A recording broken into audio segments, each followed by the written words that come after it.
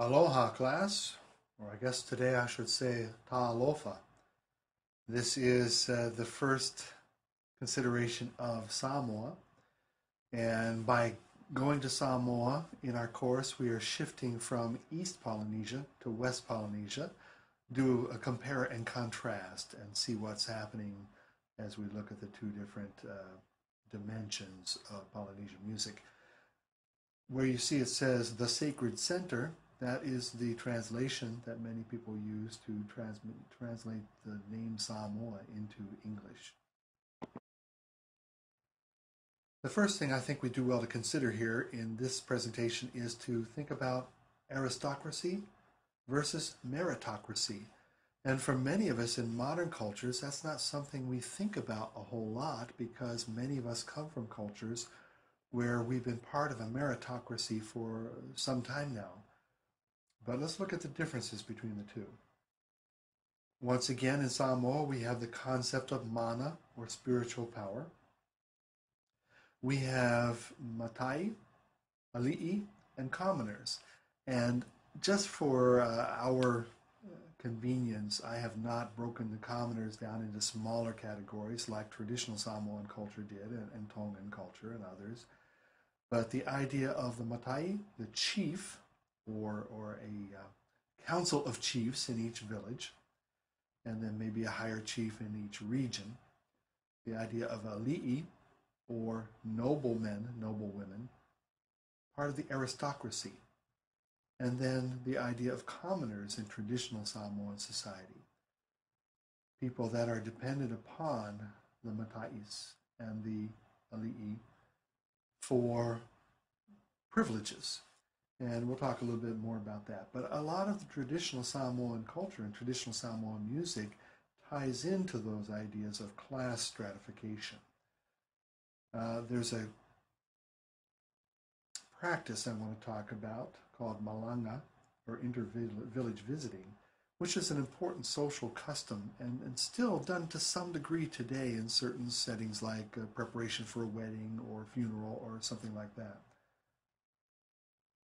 Now, within this concept of the inter-village visiting, we have a custom of sharing or alternating performances, the host group and the visiting group, if you will. And it's known as ua alu atu aleafi, passing the fire, alternate performances between the hosts and the guests. And it's a kind of a friendly competition, a little one-upsmanship, if you will, try to outdo each other. There are also some things having to do with music and dance that are associated with kava ceremonies. And if you are a student at BYU right now, or you know the Polynesian culture, you know that there is this tension between traditional culture and the LDS culture, the Latter-day Saint culture, in that kava ceremonies are considered to be culturally appropriate for true ceremonial purposes and not recreational purposes. So here in this slide, in this picture, we see a kava bowl, we see a number of men, elders, if you will, or chiefs, if you will, sitting in a circle. We see part of the circle here, and they're preparing for the ceremonial drinking of kava. Not for recreation, not to get intoxicated, but to create a sense of significance to this occasion. Now, in the 19th century, in this highly stratified class society, political power was gained by these matais and these ali'i through missionary alliances. And we have all across the Pacific different Christian denominations trying to get a toehold, for their purposes, of course, to share the gospel message, and most of them had pure motives. But there is, again, a sense of competition between the religious denominations. So, the London Missionary Society, or the LMS Church, first gained a foothold in the Cook Islands in the South Pacific, and from there sent missionaries, both European missionaries, British missionaries in this case, and native converts to other places. And there was a very strong connection between the Cook Islands, especially the island of Rarotonga, and Samoa. And now in Samoa, this church is known by a different name. It's known by the CCCS Church. We also have the Methodist Church creating a presence in Samoa, and that came through Tonga. We had a Catholic presence established in Samoa, and a little bit more recently, but very significantly, the Latter-day Saint, or LDS presence. I have a connection here to a page and a text which we're not using in the online version, but it mentions the fact that the Latter-day Saints is a very strong denomination in Samoa now. Some estimates put it as high as 50% of the population. I think that's a little bit too optimistic. I think it might be more like 30 to 35%. But a third of the country is LDS. Now, I mentioned that idea of the class society and how that's been reduced a little bit by modern economics and the idea of meritocracy. What I want to convey here is that there's a tension between those two concepts in contemporary Samoa and other places in the Pacific, where there still are these hereditary noble birthrights, if you will, and people who expect to be the most prosperous, holding the most land and property from the traditional Ali'i classes and the Matai chiefly classes. But the cash economy that has evolved throughout much of the Pacific, including Samoa, makes it so that people can, by their own industry, their own skill, their own experience, be able to accumulate money to have a good job or a good income and create this meritocracy. You rise in a society according to your own efforts. Now, we also need to talk about the concept of cultural boundaries versus political boundaries, because there are two Samoas, if you will, in terms of politics, in terms of national politics, but really only one Samoa, culturally speaking. So we have the country of Samoa, is formerly known as Western Samoa, and that the two main islands there are Upolu and Savaii. Then we have the U.S. territory, and I can never keep up with what it's officially referred to in the U.S. political system. I believe territory is correct. And it's known as American Samoa, and it includes the island of Tutuila and the Manua cluster of small islands. But most people think of the island of Tutuila as American Samoa. Now, independent Samoa is a former colony of Germany, and New Zealand achieved its independence in 1962. American Samoa is, okay, here's the official word, the unincorporated territory of U.S. and has a loose association with America, creating an economic benefit for American Samoa and military benefits for the U.S.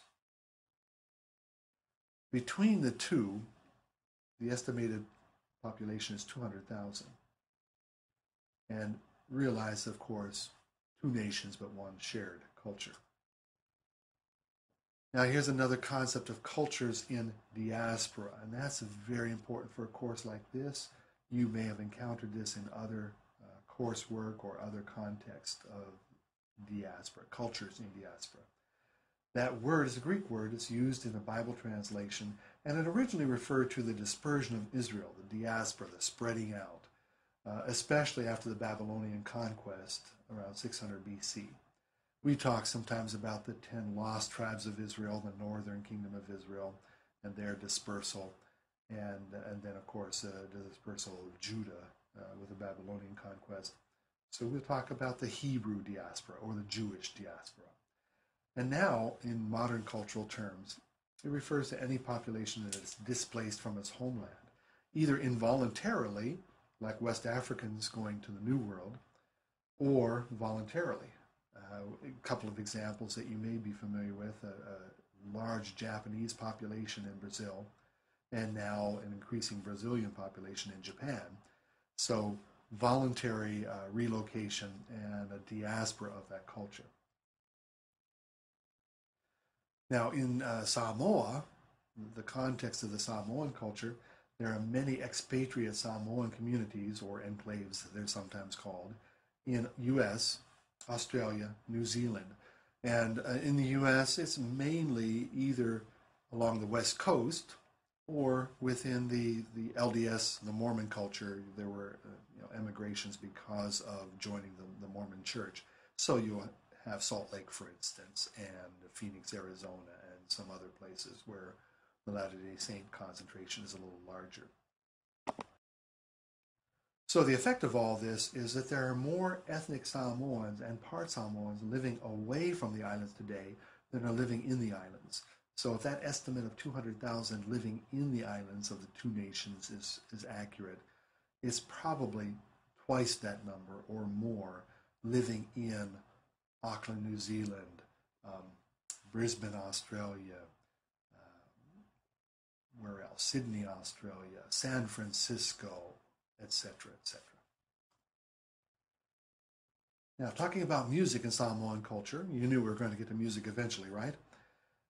There's an important concept in traditional Samoan music and performing arts of verbalization or oratory.